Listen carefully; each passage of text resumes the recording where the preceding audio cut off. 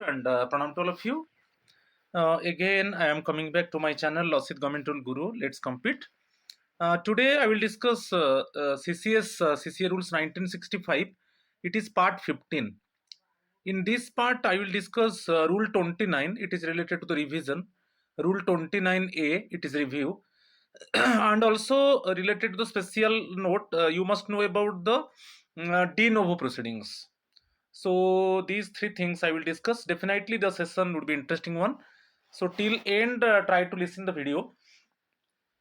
You can get complete information about these three things: two rules and special note, de novo proceedings. So my friends, please subscribe my channel, Asit Government Rule Guru. Let's compete. Please like it and share it with your friends. Also, they can subscribe it and also they can get benefit. Uh, if any queries there, you join my WhatsApp number. It is 8327782034. If any query is there, if any doubt is there, you can contact with me and clear your doubt. So now I am going to discuss two rules related to the CCS, Classification, Control and Appeal Rules 1965, and also I will discuss de novo proceedings. First, I will discuss rule position. You remember, it is Rule 29. It is revision, right? So you see, what is the meaning of revision? It is important one. It is re-examining a disciplinary case or order by a higher authority. Suppose इसमें revision का मतलब ये है, यहाँ पर एक question आता है कि disciplinary authority original punishment order दे दिया, आप अपील नहीं करेंगे, अपेलेट अथॉरिटी के पास आप अपील कर सकते हैं. Suppose you have not filed appeal, आप डायरेक्टली रिवीजन को जा सकते हो कि नहीं? डायरेक्टली आप रिवीजन को जा सकते हो. इसके ऊपर भी आगे में डिस्कस करेंगे. तो री एग्जामाइन किया जाएगा डिसिप्लिनरी केस और order, right, by higher authority. तो who would be the higher authorities मैं डिस्कस करूंगा. तो नो अपील वाज फाइल्ड. ऐसा नहीं है कि आप बोलेंगे कि सपोज ओरिजिनल पनिशमेंट ऑर्डर आ गया और हम फर्स्ट अपील को जाएंगे फिर रिवीजन. ऐसा नहीं है. आप अपील भी नहीं किया, कोई प्रॉब्लम नहीं है, डायरेक्टली रिवीजन को जा सकता है. Appeal is not allowed. कुछ कुछ केस में अपील को अलाउ नहीं किया गया. इस केस में भी वो डिसिप्लिनरी केस को री एग्जामाइन किया जाएगा through revision. Appeal time is over. आप जानते हो, जब original order, original punishment order receive होता है, उसका 45 डेज के अंदर अपील करना है. ठीक है. तो अपील टाइम ओवर हो गया, आप अपील नहीं कर पाए, क्या आप रिवीजन हो सकता है? उसके बाद आपका डिसिप्लिनरी केस को री एग्जामाइन किया जा सकता है, री एग्जामाइन किया जा सकता है. तो उसमें आप याद रखिए, रिवीजन जो ओरिजिनल पनिशमेंट ऑर्डर वो रिवीजन में जाएगा, और जो अपेलेट ऑर्डर है, यदि आप अपील किया, जो अपेलेट ऑर्डर आएगा उसको भी री एग्जामाइन किया जा सकता है. तो इसमें कंफ्यूजन होने का जरूरत नहीं है. One question also can crop up. आप पूछ सकते हो कि सपोज जो चार्ज ऑफिसर है वो अपील नहीं किया, ठीक है, वो अपील नहीं कर पाया, कि उसका अपील को अलाउ नहीं किया गया, कि अपील का जो 45 डेज जो ड्यूरेशन होता है वो खत्म हो गया, वो अपील नहीं कर पाया. क्या अभी उसका डिसिप्लिनरी केस को री एग्जामाइन किया जा सकता है? किया जा सकता है थ्रू रिवीजन. ठीक है. तो revision it is a supervisory power to ensure justice. ठीक है. तो कभी कभी डिस्क्रिप्टिव क्वेश्चंस भी आता है. तो क्लियर हो गए. चलो नेक्स्ट पार्ट देखेंगे. Who can exercise the power of revision. अभी क्वेश्चन आया था कि ये जो रिवीजन प्रोसेस होगा, who would be the higher authorities. Who would be the higher authorities? They can re examine the disciplinary order. Okay. Original punishment order और appellate order दोनों हो सकता है. ओरिजिनल पनिशमेंट ऑर्डर आप अपील किया, फिर appellate order आएगा, तो दोनों को revision. Actually who would be the authorities? The power to revise an order is vested in specific authorities provided they are higher in rank than the authority that pass the original order और the appellate order. याद रखिए, जो authority original order pass किया, कि जो appellate authority वो appellate order pass किया, यदि वो रिवीजन को जाता है तो उसका जो हायर अथॉरिटीज है, ठीक है, जो स्पेसिफिक अथॉरिटीज है वही रिवीजन कर सकते हैं। अभी हम देखेंगे। First one the honourable president of India. Second one आप Indian audit and accounts department को जाएंगे। ये जो for IA and AD staff, Indian audit and accounts department में जो रिवीजन अथॉरिटी है वो controller and auditor general, specially specific senior officers, member personnel, postal services board, postal department में postal services board, adviser HR, department of telecom. तो some specific officers यहाँ पर mention हुआ है रिवाइजिंग अथॉरिटी। और head of the department रहेंगे for staff under their control, head of the department रहेंगे, ठीक है। अपेलेट अथॉरिटी भी रहेगा। मगर सपोज आपका जो ओरिजिनल ऑर्डर, इसको मैं थोड़ा क्लैरिफाई कर देता हूँ, ठीक है। Within 6 months of the date of original order,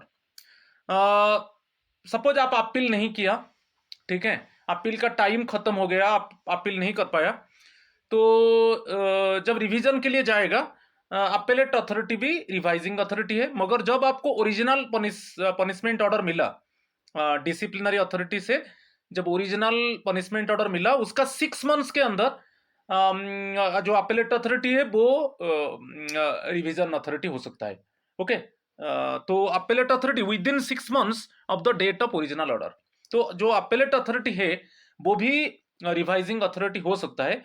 मगर याद रखिए जो ओरिजिनल पनिशमेंट ऑर्डर जब आपको रिसीव होगा, ठीक है, उसका 6 months के अंदर अपेलेट अथॉरिटी जो है वो उस जो डिसिप्लिनरी ऑर्डर को री एग्जामाइन कर सकते हैं।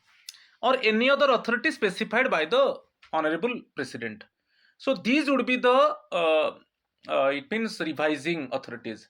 और एक बार बोल देता हूं, देखिए, the honourable president of India, the honourable president of India. Second one आप Indian audit and accounts department को जाएंगे और कंट्रोलर एंड ऑडिटर जनरल। आप पोस्टल डिपार्टमेंट को जाएंगे, पोस्टल सर्विसेज बोर्ड। और डिपार्टमेंट ऑफ टेलीकॉम में एडवाइजर एचआर, और सीनियर ऑफिसर मेंबर पर्सनल ये हो सकते हैं। और बाकी अदर डिपार्टमेंट्स में head of the department, appellate authority हो सकता है, मगर उनके पास एक्चुअली वो री एग्जामाइन कर सकते हैं with in 6 months of the original order. ये बहुत इंपॉर्टेंट है। और any other authority prescribed bye specified by the honourable president. So these would be the revising authorities, ठीक है। When can revision be initiated? तो ये बहुत इंपॉर्टेंट है कि ये जो रिवीजन है वो कैसे इनिशिएट कैसे होगा। Revision can be triggered either on the authorities own motion. So जो अथॉरिटीज है वो चाहेंगे एक्चुअली वो पर्टिकुलरली ये डिसिप्लिनरी केस को री एग्जामाइन करना चाहते हैं, फाइल को ओपन करना चाहते हैं और they want to go through it. उनका स्वमतु है, ओन मोशन है। उन जो अथॉरिटीज जो रिवाइजिंग अथॉरिटीज में ऊपर में बोला, actually it is their decision. Okay, वो सपोज दे थिंक दैट कि they want to open the file and once they check it, okay, जो भी पनिशमेंट ऑर्डर इम्पोज हुआ है चार्ज ऑफिसर के ऊपर, तो वो क्या प्रोसीज्योर था, जो डिसिप्लिनरी प्रोसीडिंग्स था, कैसे सही तरीके से actually properly actually disciplinary procedure followed और not, proper procedures actually followed by the disciplinary authority or not, की inquiry authority or not. So they want to check the file.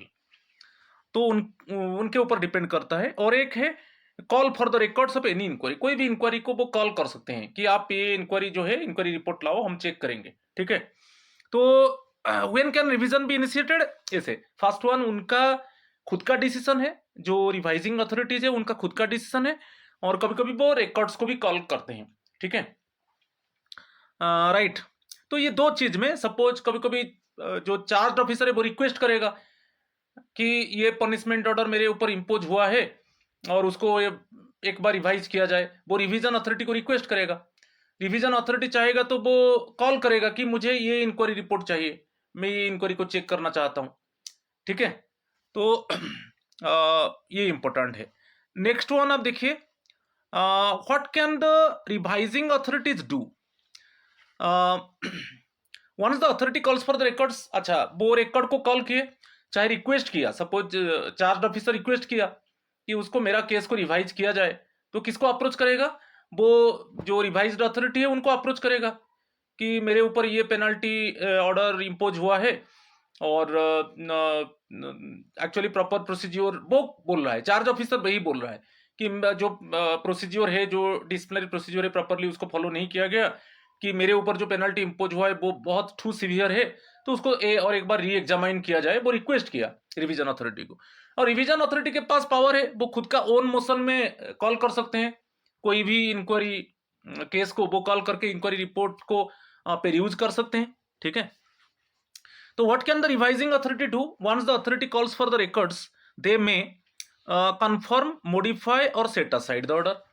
वो जो पनिशमेंट ऑर्डर है वो रिटर्न हो सकता है, उसको वो मॉडिफाई कर सकते हैं और उसको कैंसिल भी कर सकते हैं कि ये जो पनिशमेंट ऑर्डर है इसको कैंसिल कर दिया जाए। ठीक है, कंफर्म, रिड्यूस, एनहांस और set aside the penalty.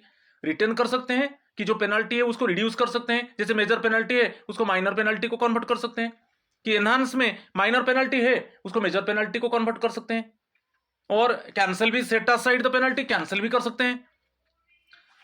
Impose a penalty where no penalty has been imposed. कुछ कुछ ये में सपोज वो इंक्वायरी रिपोर्ट को कॉल किया, इंक्वायरी रिपोर्ट को पेरियूज किया और उनको पता चला कि एक्चुअली इसमें पेनल्टी इम्पोज होना चाहिए मगर पेनल्टी इम्पोज नहीं हुआ है, तो बोलेंगे इसके ऊपर पेनल्टी इम्पोज करो। यदि इंक्वायरी हुआ है, फॉर्मल इंक्वायरी, तब कोई प्रॉब्लम नहीं है, और एक बार उसको फ्रेश और एक बार उसको चेक किया जाए।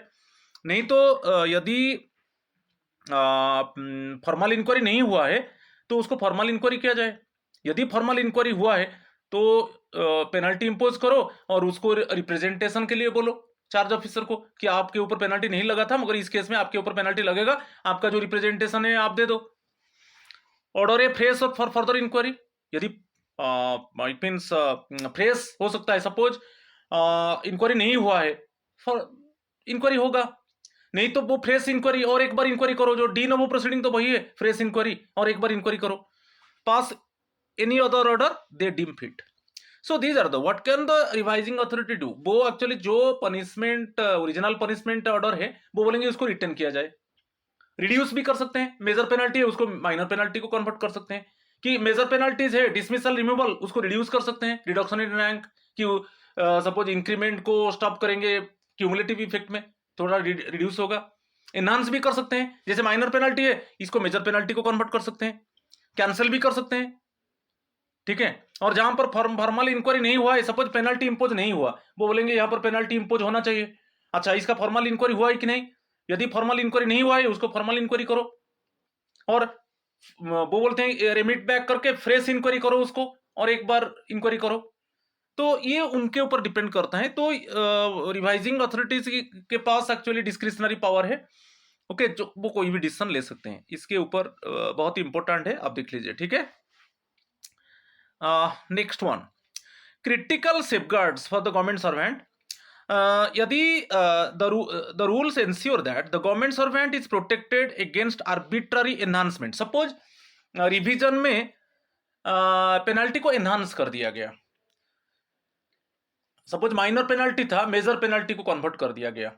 जो रिवाइजिंग अथॉरिटी वो माइनर पेनल्टी को मेजर पेनल्टी में कन्वर्ट कर दिया, कि सपोज माइनर पेनल्टी में सेंसियोर था तो उसी में वही माइनर पेनल्टी रहा मगर सेंसियोर था, इंपोज हुआ था, मगर अभी रिवाइजिंग अथॉरिटी बोल रहे हैं कि अभी इंक्रीमेंट को स्टॉप होगा, सपोज विदाउट क्यूमुलेटिव इफेक्ट, कि suppose major penalty minor penalty है, मेजर पेनल्टी को कन्वर्ट करेंगे।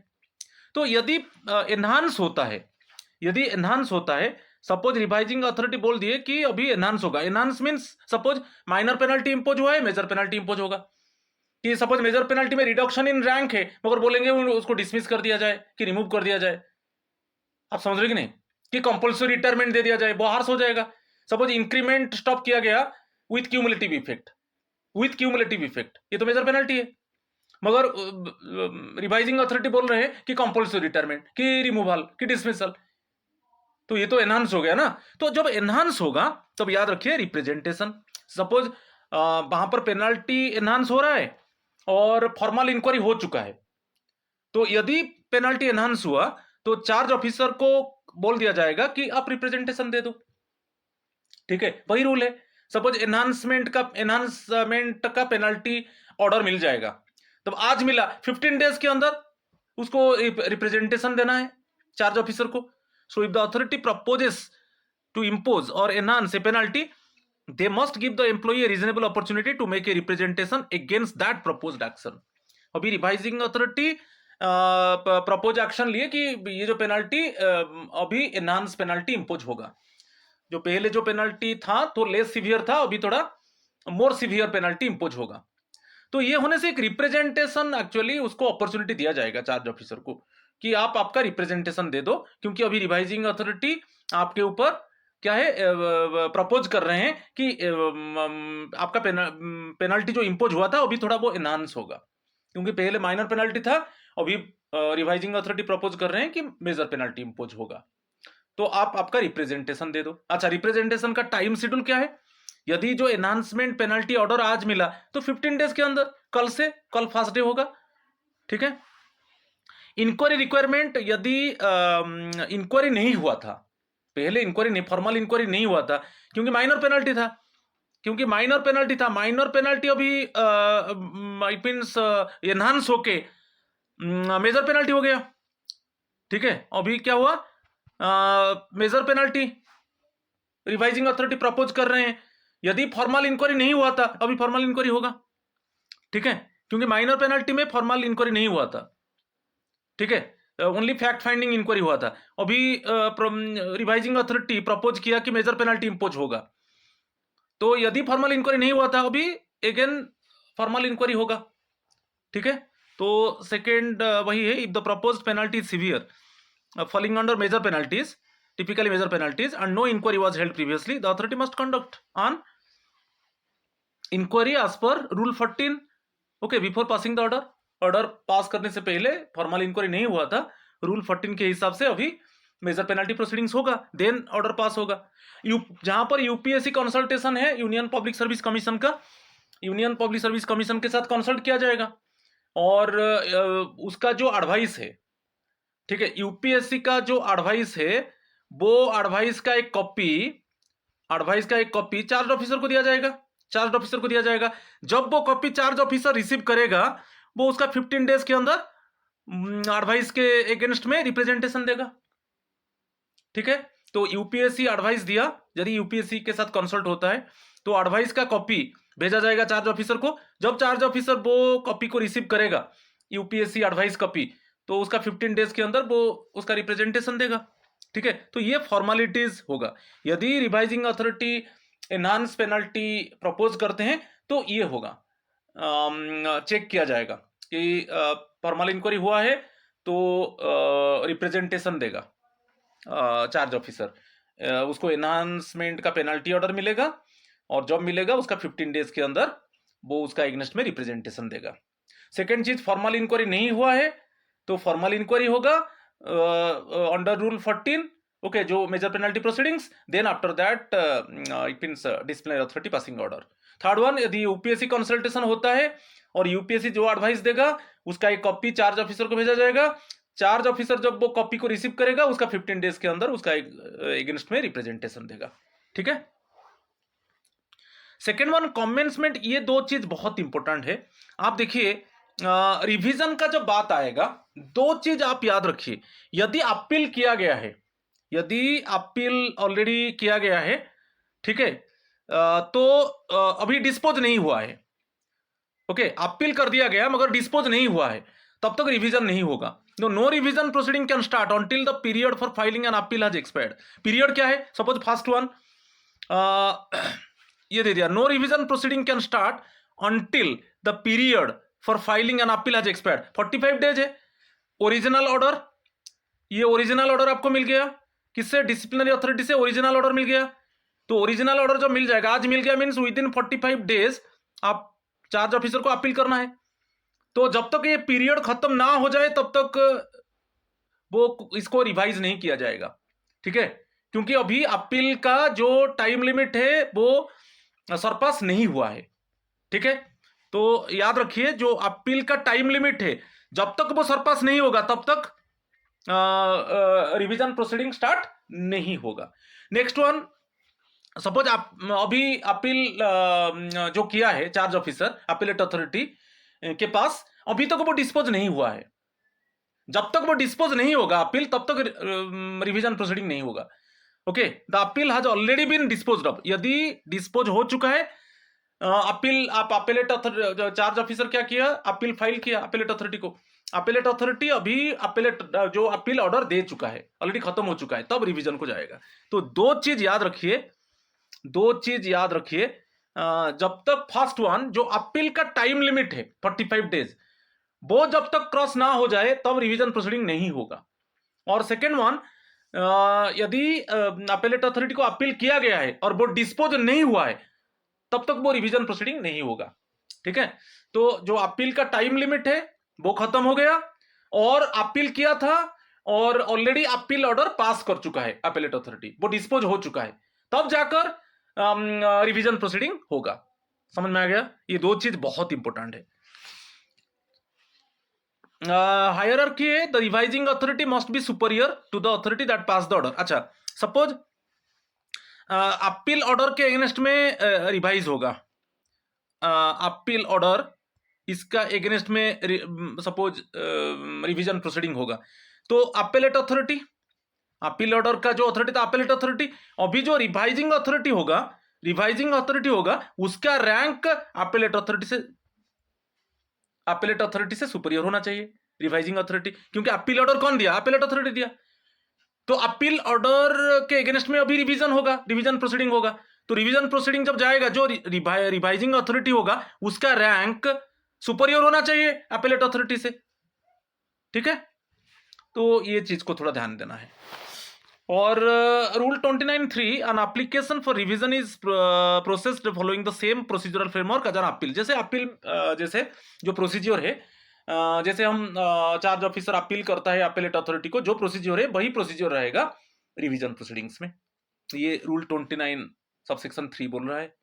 ठीक है, रूल पोजीशन को याद रखना है। और जो रूल 29 सबसेक्शन 2 क्या बोला कि कब आप इट मींस रिवीजन के लिए रिक्वेस्ट कर सकते हो, कब रिवीजन प्रोसीडिंग इनिशिएट होगा।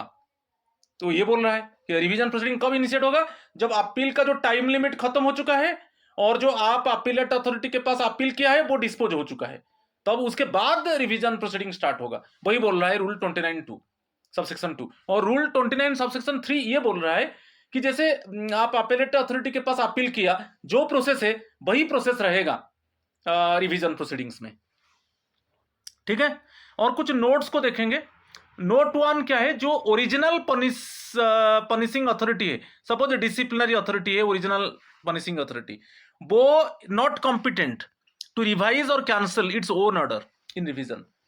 तो जो डिसिप्लिनरी अथॉरिटी है वो कॉम्पिटेंट नहीं है कि उसका जो ओन ऑर्डर को रिवाइज करना और कैंसिल करना, उसके पास पावर नहीं है। तो याद रखना है, जो original punishing authority, suppose disciplinary authority is not competent to revise its own order or cancel its own order in revision. ठीक है, नोट 2 में दिया है। अच्छा, यहां पर बहुत बढ़िया बताया नोट 2 में, क्या हम ओरिजिनल पनिशमेंट ऑर्डर मिला, हम अपील नहीं करेंगे, क्या डायरेक्टली रिवीजन के लिए हम रिक्वेस्ट कर सकते हैं? कर सकते हैं। You can directly file a revision petition, मगर कब ये होगा ना, टाइम लिमिट है।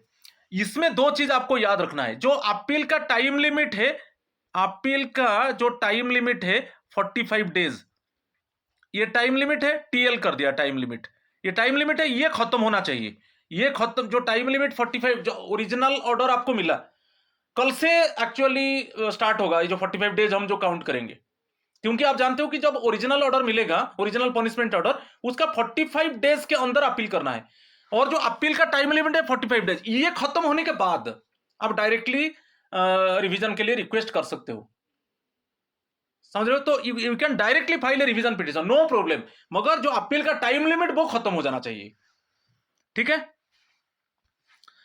Next one, suppose revising authority जो है वो अपीलेट अथॉरिटी में बताया था, यदि हमारा जो सपोज आपको ओरिजिनल पनिशमेंट ऑर्डर मिला, ओपीओ, ये ओरिजिनल पनिशमेंट ऑर्डर मिला, आप अभी अपील नहीं करेंगे क्योंकि अपील पीरियड खत्म हो गया, ठीक है कि नहीं? आपका जो अपील का जो टाइम लिमिट था वो खत्म हो गया कि आप अपील फाइल नहीं किया, तो आपका यदि रिवाइजिंग अथॉरिटी, अपेलेट अथॉरिटी होते हैं, जब ओरिजिनल पनिशमेंट ऑर्डर मिलेगा तो उसका 6 मंथ्स के अंदर, विद इन 6 मंथ्स आपका जो अपेलेट अथॉरिटी है वो रिवीजन अथॉरिटी हो सकते हैं विद इन 6 मंथ्स।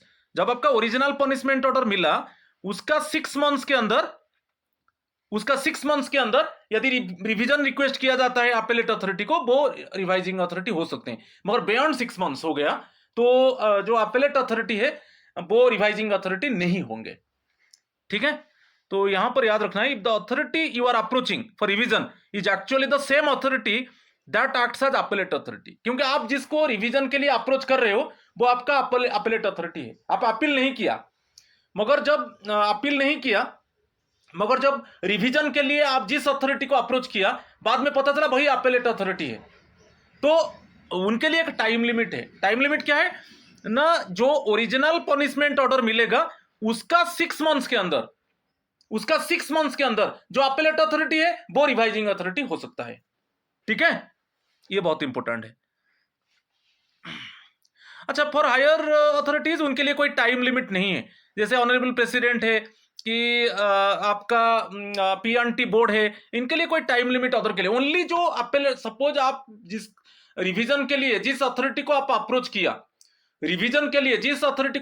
किया, बाद में पता चला वो अपेलेट अथॉरिटी है, आप अपील करते तो उनके ही करते, तो बाद में पता चला, मगर इसमें टाइम लिमिट है। जो ओरिजिनल पनिशमेंट ऑर्डर का 6 मंथ्स के अंदर आपका जो अपेलेट अथॉरिटी है वही रिवीजन अथॉरिटी हो सकते हैं, मगर अदर केस में कोई टाइम लिमिट, अदर अथॉरिटीज के लिए कोई टाइम लिमिट नहीं है। इंपोर्टेंट कंडीशंस में बताया था कि the revising authority will not consider your revision petition immediately, okay, क्योंकि आप इमीडिएटली आप रिवाइजिंग अथॉरिटी को अप्रोच किया कि मेरा रिवीजन पिटिशन को आप एक्सेप्ट करो, वो इमीडिएटली एक्सेप्ट नहीं करेंगे क्योंकि आपका जो अपील का जो टाइम लिमिट वो खत्म नहीं हुआ है, तो it will take up only after the time allowed for filing an appeal is over, क्योंकि अपील को इट मींस अपील फाइल करने के लिए जो टाइम लिमिट है 45 डेज है। ओरिजिनल पनिशमेंट ऑर्डर मिला, उसका 45 डेज के अंदर आप अपील करना है, आप अपील नहीं किया, जब आप रिवाइजिंग अथॉरिटी के पास आप पिटीशन दिया कि उसको रिवीजन किया जाए, फर्स्ट रिवाइजिंग अथॉरिटी चेक करेगा कि आपको ओरिजिनल पनिशमेंट ऑर्डर किस डेट में मिला था, क्या वो जो अपील करने का जो 45 डेज लिमिट है क्या वो क्रॉस हो चुका है, क्या वो सरपास हो चुका है, क्या वो खत्म हो चुका है, ओके? यदि टाइम लिमिट, जो अपील का टाइम लिमिट खत्म नहीं हुआ है, तब वो रिवाइजिंग अथॉरिटी आपका रिवीजन पिटीशन को एक्सेप्ट नहीं करेगा, ठीक है? नोट 3 में effect of setting aside of appellate order. अच्छा, अपेलेट ऑर्डर जो है, an appellate order replaces the punishment order, क्योंकि पहले ओरिजिनल पनिशमेंट ऑर्डर था, तो जो आप अपील किया, चार्ज ऑफिसर अपील किया अपेलेट अथॉरिटी को, अपेलेट अथॉरिटी ने उसको सेट असाइड कर दिया, कैंसिल कर दिया, कि जो ओरिजिनल पनिशमेंट इंपोज हुआ था उसको कैंसिल कर दिया।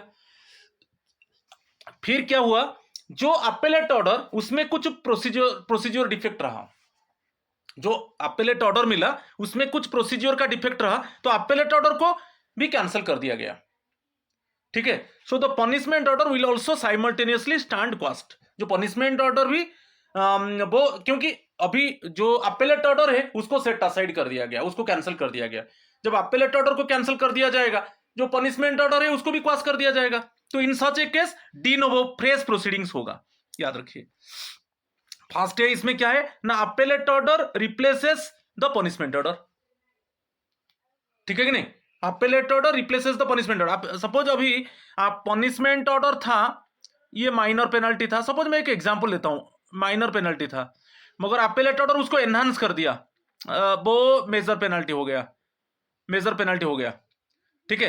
Actually punishment order minor penalty था, ठीक है, मगर अपेलेट ऑर्डर अभी थोड़ा एनहांस कर दिया, ओके, जो पेनल्टी को मेजर पेनल्टी हो गया, अपेलेट अथॉरिटी ने दे दिया मेजर पेनल्टी, एनहांस हो गया, मगर उसके बाद चेक हुआ कि जब रिवाइजिंग अथॉरिटी के पास गया रिवाइजिंग अथॉरिटी देखा कि जो अपेलेट ऑर्डर जो मिला है वो उसमें प्रोसीजर डिफेक्ट है, तो उसको इसको कैंसिल कर दिया। ठीक है, अपेलेट ऑर्डर को कैंसिल कर दिया गया। जब अपेलेट ऑर्डर कैंसिल हो जाएगा तब पनिशमेंट और ओरिजिनल पनिशमेंट ऑर्डर क्या था, माइनर पेनल्टी था, वो भी कैंसिल हो जाएगा, क्योंकि अपेलेट ऑर्डर जो था कि मेजर पेनल्टी लगेगा। ओरिजिनल पनिशमेंट ऑर्डर में क्या था, माइनर पेनल्टी था। अपील किया गया, अपेलेट अथॉरिटी मेजर पेनल्टी मैंने एनहांस कर दिया। ठीक है, मगर उसके जब आप रिवीजन अथॉरिटी के पास चार्ज ऑफिसर गया, पिटीशन डाला, रिवीजन पिटीशन, रिवाइजिंग अथॉरिटी देखा कि जो अपेलेट ऑर्डर मिला है उसमें प्रोसीजर डिफेक्ट है, तो अपेलेट ऑर्डर को वो कैंसिल कर दिया। जब अपेलेट ऑर्डर कैंसिल हो जाएगा तब ओरिजिनल पनिशमेंट ऑर्डर भी कैंसिल हो जाएगा। इस केस में डी नोवो प्रोसीडिंग होगा, अगेन फ्रेश प्रोसीडिंग, पूरा प्रोसीडिंग बिगिनिंग से फिर इनिशिएट होगा, वही है de novo proceedings. D novo proceedings means fresh proceeding, पूरा इनिशियली से बिगिन होगा, फिर नया चार्जशीट इंपोज किया जाएगा, फिर जैसे पूरा इंक्वायरी का जो अंडर 14 जो है, जो मेजर पेनल्टी प्रोसीडिंग्स का जो रूल 14 है, उसी तरीके से फिर अगेन फ्रेश प्रोसीडिंग्स होगा। ठीक है कि नहीं? अच्छा, उसमें थोड़ा हम देखेंगे रूल 29A में थोड़ा रिव्यू के ऊपर जाएंगे। जो रूल 29 था वो रिवीजन था, अभी रूल 29A, रूल पोजीशन को याद रखिए, रूल 29A रिव्यू है, ये बहुत इंपॉर्टेंट है। अच्छा, रिव्यू कब होता है, कब रिव्यू को जाएंगे? रिवीजन तो आपको पता चल गया। This rule 29A review grants the president, जो रिव्यूइंग अथॉरिटी है वो ऑनरेबल प्रेसिडेंट है, grants the president the authority to reconsider and potentially change an existing disciplinary order। तो ऑनरेबल प्रेसिडेंट के पास रिव्यू के लिए जाएगा, तो वो चाहेंगे तो वो रिकंसिडर कर सकते हैं और जो डिसिप्लिनरी ऑर्डर है उसको चेंज कर सकते हैं। ठीक है, वही रिव्यू है, मगर जो रिव्यू अथॉरिटी है, रिव्यूइंग अथॉरिटी ऑनरेबल प्रेसिडेंट है। ठीक है, तो कोर पर्पज हम देखेंगे, इसमें बढ़िया रकम से मैं क्लैरिफाई करूंगा। कोर पर्पज क्या है? The rule allows for a second look at A disciplinary case. इसको हम अपील नहीं बोलेंगे, it is not appeal, review को हम अपील नहीं बोलेंगे, मगर और एक बार एग्जामाइन होगा डिसिप्लिनरी ऑर्डर को, और एक बार सेकेंड टाइम उसको री एग्जामाइन किया जाएगा। तो it is a mechanism to correct a previous decision when new fact surface that were previously unknown और अनएबल। कुछ न्यू फैक्ट्स अभी आ गया, जो न्यू फैक्ट्स को जब ओरिजिनल जो डिसिप्लिनरी प्रोसीडिंग हुआ था वो न्यू फैक्ट्स एक्चुअली वहां पर एक्चुअली वो नहीं आया था। अभी क्या है, अभी न्यू फैक्ट्स आ गया, जो फैक्ट्स एक्चुअली पहले वो नहीं आया था, वही है इसका मेन कोर पर्पज, वही है। यदि रिव्यू के लिए ऑनरेबल प्रेसिडेंट के पास जाएगा, ऑनरेबल प्रेसिडेंट देखेंगे कि एक न्यू फैक्ट आ गया। ठीक है, न्यू फैक्ट अभी सरफेस हुआ, जो new fact actually it means the new fact it was not included in the presiding disciplinary proceeding. अब एक न्यू फैक्ट आया, वही वे new fact surface that were previously unknown or unavailable. अभी जब रिव्यू के लिए गया, रिकंसिडर करने के लिए गया ऑनरेबल प्रेसिडेंट के पास, वो ऑनरेबल प्रेसिडेंट ये देखा कि एक न्यू फैक्ट आ रहा है। ठीक है, ये इंपॉर्टेंट है, एक न्यू फैक्ट सरफेस हो रहा है जो पहले अनअवेलेबल था, पहले अननोन था। ठीक है, ये बहुत इंपॉर्टेंट है, उसका कोर पर्पज। अच्छा, व्हेन क्या ने रिव्यू अकर, ये इंपॉर्टेंट है, हम देखेंगे कि ये देखिए ये इंपॉर्टेंट है, when can a review occur? Now the president may initiate a review or consider a request for one only specific criteria are met। Honourable president review initiate करेंगे, वो सपोज चार्ज ऑफिसर का request को accept करके वो review करेंगे, मगर certain criteria उनको चाहिए, स्पेसिफिक क्राइटेरिया चाहिए। क्या है? ट्रिगर क्या है? न्यू मटेरियल और evidence must have come to light. एक न्यू मटेरियल और न्यू एविडेंस आ गया, जो एविडेंस एक्चुअली जब डिसिप्लिनरी अथॉरिटी ने ओरिजिनल पनिशमेंट ऑर्डर दिया था कि जो डिसिप्लिनरी अथॉरिटी के अंडर में जब फॉर्मल प्रोसीडिंग्स चला था, ये एविडेंस, ये मटेरियल उस समय अनअवेलेबल था, नहीं था। अभी एक न्यू मटेरियल और न्यू एविडेंस अभी come to the light. अभी एक new material, new evidence actually crop up, ठीक है, ये बहुत इंपॉर्टेंट है, ये क्राइटेरिया है। एक्सक्लूजन वही बोल रहा है, this new evidence must be something that could not have been produced or was not available at the time of original order. तो ओरिजिनल ऑर्डर टाइम में एक्चुअली ये एविडेंस अवेलेबल नहीं था। जब ओरिजिनल जो उसके उस टाइम में जो फॉर्मल प्रोसीडिंग हुआ था, उस टाइम में ये जो एक न्यू एविडेंस आया कि न्यू मटेरियल आया, उस समय वो एक्चुअली वो अवेलेबल नहीं था, ठीक है। तो impact new evidence must be significant enough to fundamentally change. तो ये जो न्यू एविडेंस आया, ये एक फंडामेंटल एक्चुअली चेंजेस लाएगा, ठीक है। जो पनिशमेंट ऑर्डर की जो भी डिसिप्लिनरी ऑर्डर आया है, उसमें चेंजेस लाने के लिए यही न्यू एविडेंस काम देगा। तो आप याद रखिए, जब आप रिव्यू का बात आता है, तब क्राइटेरिया है। आप suppose charge officer honourable president को रिक्वेस्ट करेगा कि मेरा केस को रिव्यू किया जाए, तो जब एक उसका एक क्राइटेरिया है, आप इसे बोल देने से तो नहीं होगा। तो ये तो सब बोलेंगे ऑनरेबल प्रेसिडेंट को रिक्वेस्ट करेंगे। कब होगा ना, जब कि new material, new evidence actually come to the light.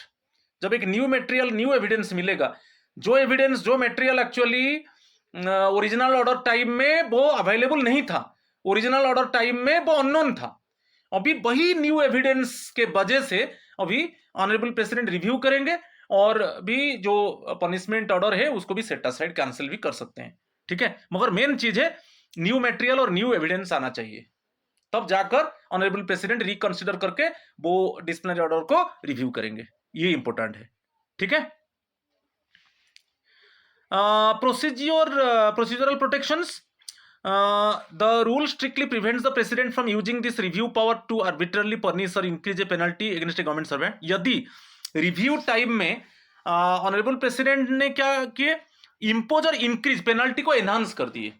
याद रखिए, यदि जो रिव्यू टाइम में अभी पेनल्टी को एनहांस कर दिया गया, ऑनरेबल प्रेसिडेंट अभी चेक किया, ये जो न्यू मटेरियल आया, न्यू एविडेंस आया, उससे पता चला कि जो पनिशमेंट लगा है, ओके, और पनिशमेंट थोड़ा सिवियर होना चाहिए, तो वो पेनल्टी को एनहांस कर दिए,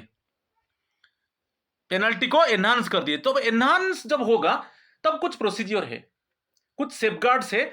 जब एनहांस होगा तब क्या होगा, यदि रिव्यू में, याद रखिए, यदि रिव्यू में, इसमें याद रखिए, यदि रिव्यू में पेनल्टी एनहांस होता है, सपोज माइनर पेनल्टी था, उसको मेजर पेनल्टी में कन्वर्ट कर दिया गया क्योंकि न्यू एविडेंस मिला, न्यू मटेरियल मिला, जो ओरिजिनल ऑर्डर टाइम में वो अनअवेलेबल था। यदि पेनल्टी एनहांस होता है तब उसका फॉर्मेलिटीज क्या है, रिप्रेजेंटेशन। तो अभी चार्ज ऑफिसर को बोल दिया जाएगा कि अभी आपका केस रिव्यू, ऑनरेबल प्रेसिडेंट ने रिव्यू किए और अभी पेनल्टी को एनहांस किया गया और आप आपका रिप्रेजेंटेशन दे दो। जब उसको एनहांस रिव्यू का ऑर्डर मिलेगा चार्ज ऑफिसर को, तो वो उसका 15 डेज के अंदर उसका रिप्रेजेंटेशन देगा, ठीक है।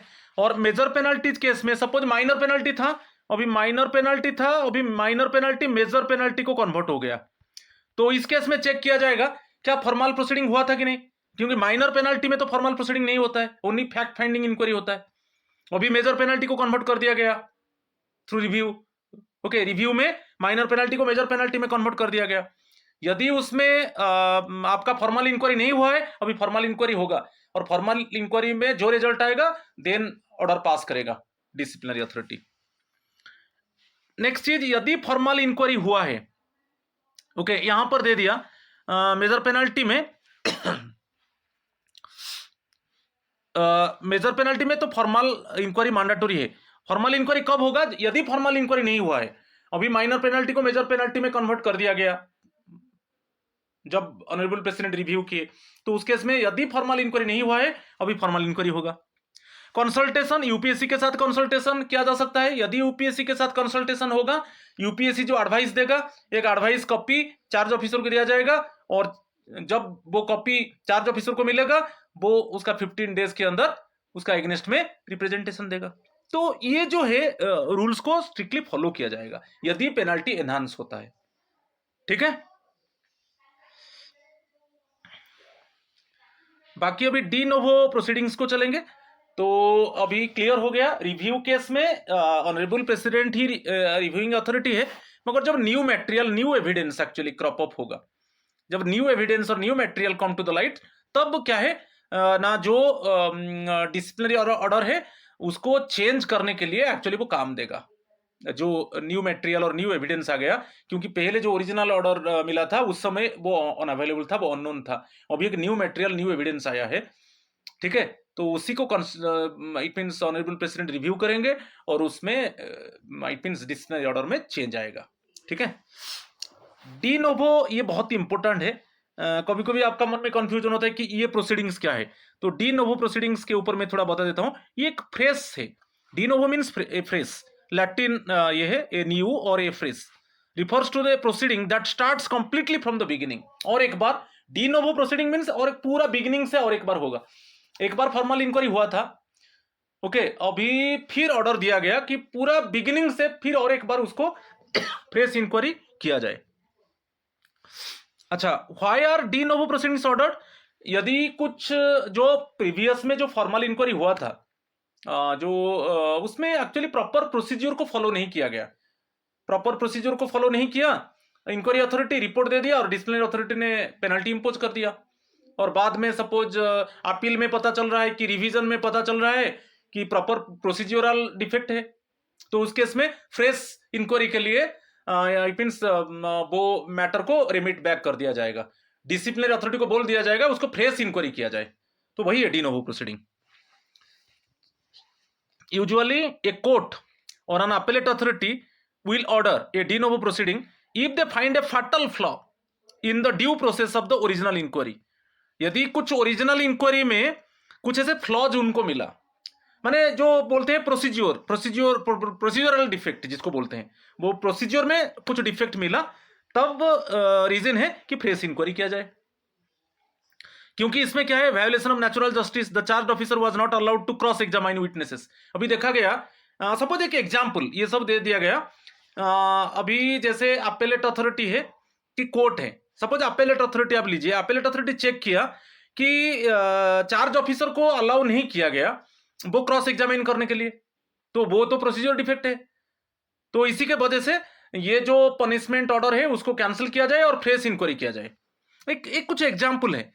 नेक्स्ट वन, जैसे procedure illegality, the inquiry officer यहां पर दे दिया, देखिए, the inquiry officer was biased or the rules of the CCS were fundamentally ignored. तो उसमें बता दिया गया कि सपोज अपेलेट अथॉरिटी ने डिटेक्ट किया कि इंक्वायरी ऑफिसर बायस था, कि जो क्लासिफिकेशन कंट्रोल अपील का जो फंडामेंटल प्रोसीजर है रूल 14 में, जो फॉर्मल इंक्वायरी प्रोसीजर है रूल 14 में, वो प्रोसीजर को ठीक से फॉलो नहीं किया गया, तो इसलिए फ्रेश इंक्वायरी हो। Lack of jurisdiction, suppose major penalty, जो अथॉरिटी ने पेनल्टी इंपोज किया, जो डिसिप्लिनरी अथॉरिटी ने पेनल्टी इंपोज किया, उसके पास राइट नहीं है मेजर पेनल्टी इंपोज करने के लिए, मगर वो मेजर पेनल्टी इंपोज कर दिया, ये तो प्रोसीजर डिफेक्ट है, तो इसीलिए फिर फ्रेश इंक्वायरी किया जाए। The officer who pass the penalty order did not have legal authority to do so, ठीक है। तो डी नोवो प्रोसीडिंग में क्या होता है, what happens during de novo proceeding, if an authority is instructed to conduct de novo proceedings the process fresh start.